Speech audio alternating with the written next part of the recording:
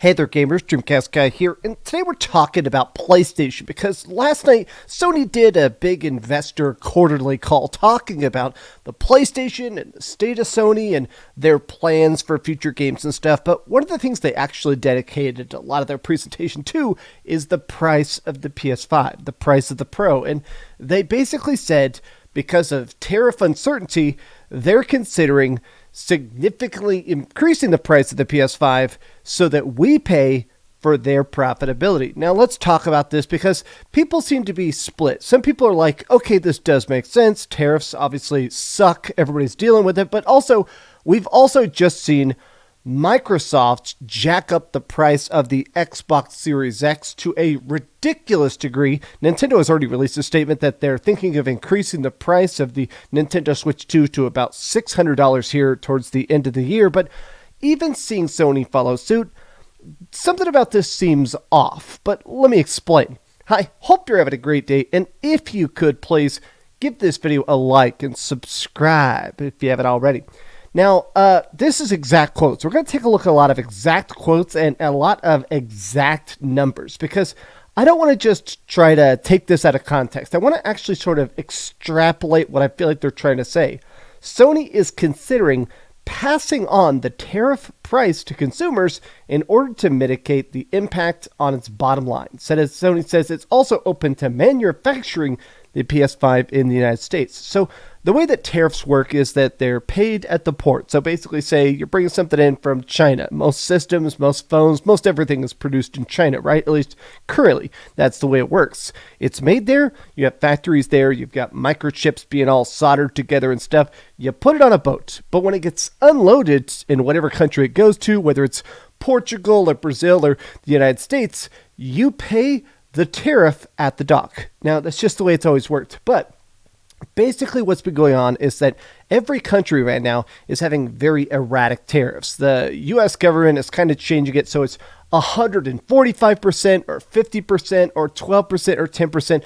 Every single day, the tariffs are a bit different. So a lot of these companies right now, they have been shipping less. There's been actually reports and stuff of even boats coming in empty and stuff because companies are like, okay, until we know how much we're going to pay, we're not going to put, $100 million of consoles or phones or whatever onto a boat that when it arrives is going to cost us $400 million to unload. I understand that. But basically what's happening is everybody is already trying to prep for 6 months in the future. Everybody's already trying to basically say, okay, how much do we need to produce for the next Christmas? How many systems do we need to already have ready to go into the United States?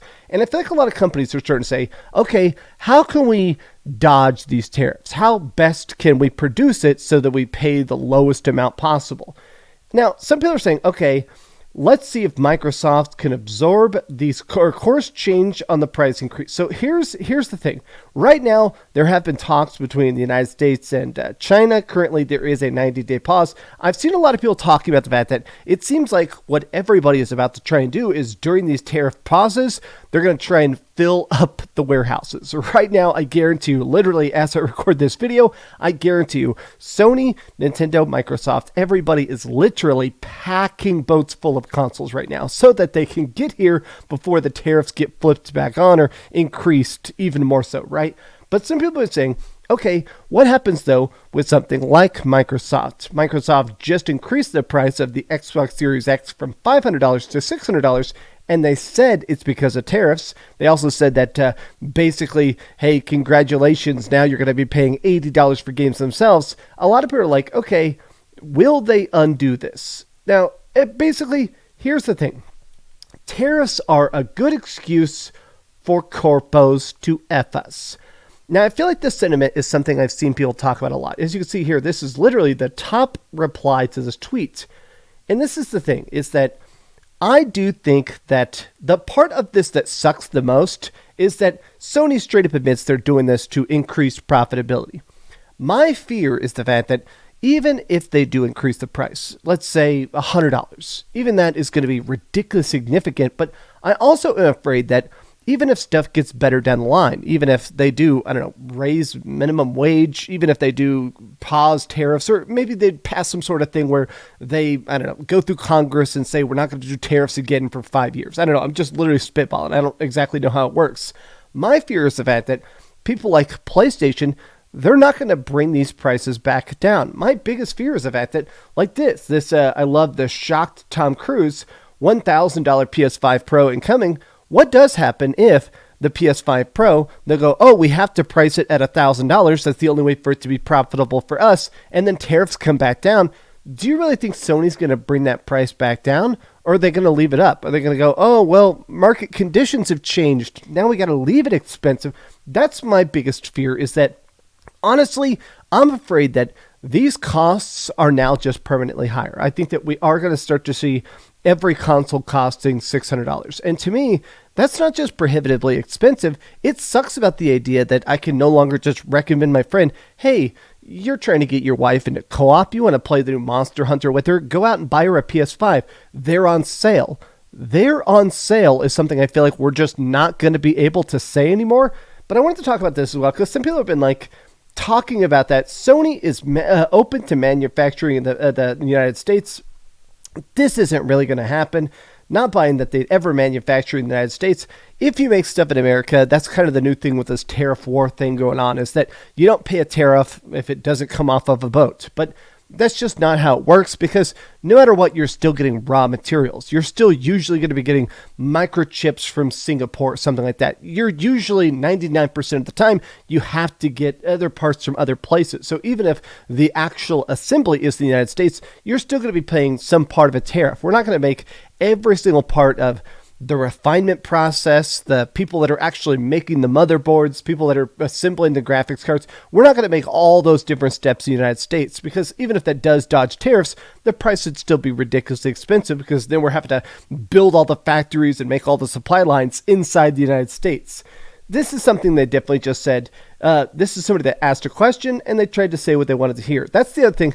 This is corpo speak. This is an investor call that, even though it gets legally publicly released so we can all listen to it, it's not like they're out here actually sort of saying, hey, here's how we're trying to make it best for you. They are basically trying to say, here's how we can make it as profitable as possible for you, the investor.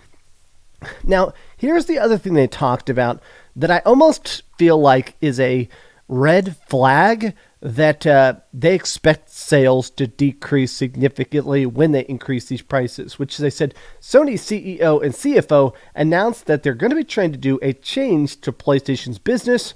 Their focus will no longer be about how to sell as many units, but monthly active users. Now, this is something they've always reported. PlayStation has always been a very big proponent of talking about the fact that, 75 million people logged into a PlayStation console this month. They always like to hype numbers like that, because you don't know if that means a PlayStation Portal. You don't know if it means somebody booting up a PlayStation 3. It means just monthly active users, right? But I think that this is a sign that, we're probably going to be seeing even more PlayStation games coming to PC. That's great. That's cool.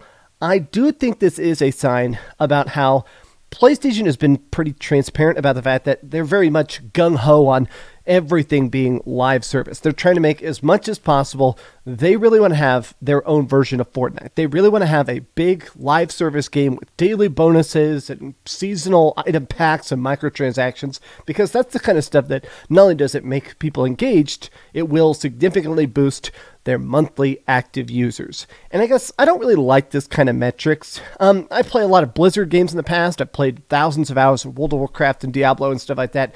And that's the thing that the Diablo community and the World of Warcraft community really grew to hate, because they realized they're trying to make games addictive instead of fun, instead of exciting, instead of trying to make a game that has a cool story or a great twist and stuff like that, to think, okay, how can we keep you engaged? How can we keep you paying?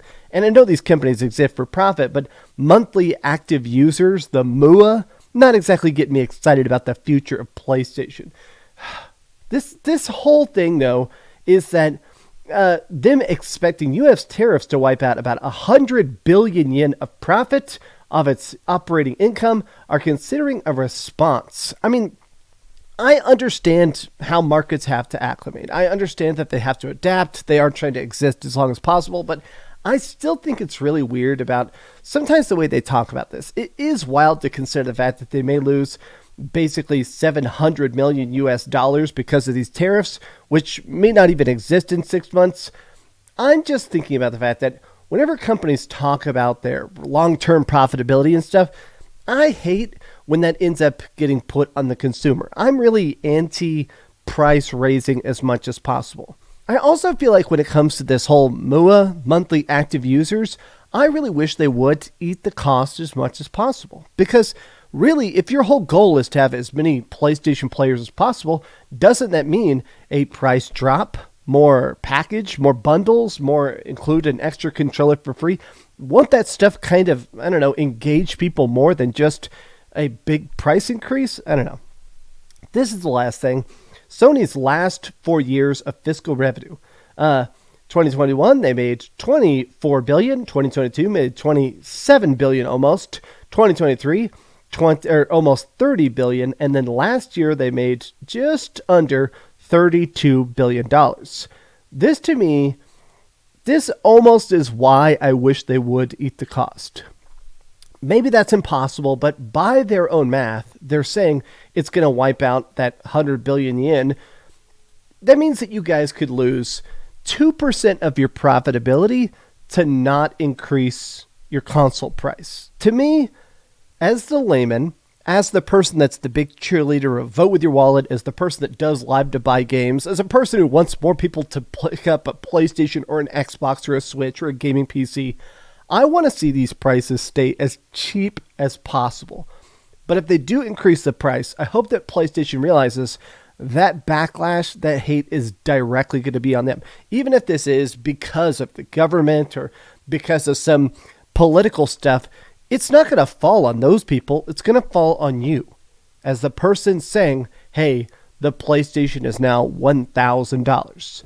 But these have just been some off-the-cuff thoughts. How do you feel about the future of PlayStation? How do you feel about all these price increases? Tell me your thoughts in the comments down below. And if you could, please give this video a like and subscribe if you haven't already. And please keep dreaming.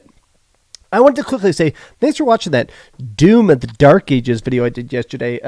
People are really loving on it. I don't know. I always like making game reviews, but I especially love, it's always fun to make a game review that's like 20% negative and 80% positive. It's really kind of fun to pick apart the bad parts of a good game.